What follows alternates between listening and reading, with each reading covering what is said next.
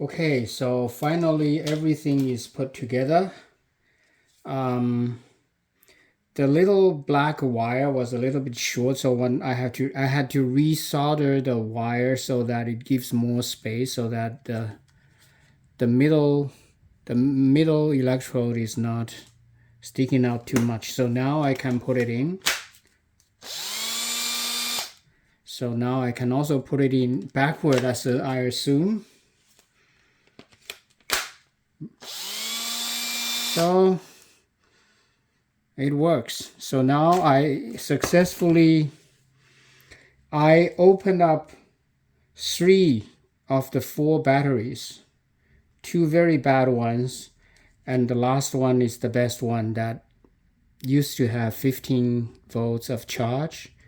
And I think maybe 2 cells are still not perfect because after a long time it has only 13 volts of charge. So maybe 1 or 2 cells are not perfect, but let's see. So I'm going to measure the voltage. I think it's about 19 volts now because they're all the good cells. So let's see. So let's put it here. Oh, gee. Huh? What? Not good contact. Huh? What the hell?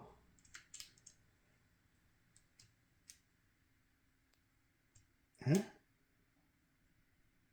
What is going on with this?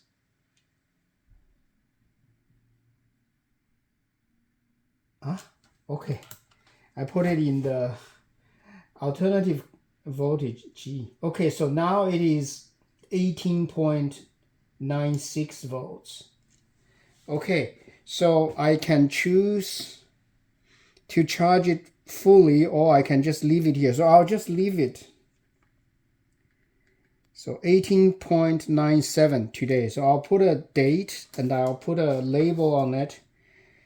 I'll see how long does it take for it to drain, and if the charge can be kept. So I don't want to charge it now. I want to drain it completely and then charge it completely so that I can do a full cycle.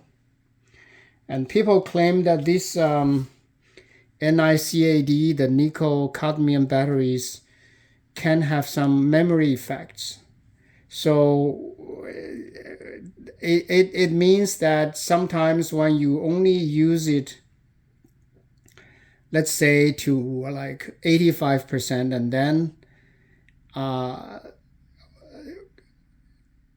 and so I'm sorry, let's say you only use it up to like 55%, and then you charge it to like full, and then once you do that many times, and it will only give you that much of a capacitance unless you like retrain it. But anyway, I haven't encountered that problem so far.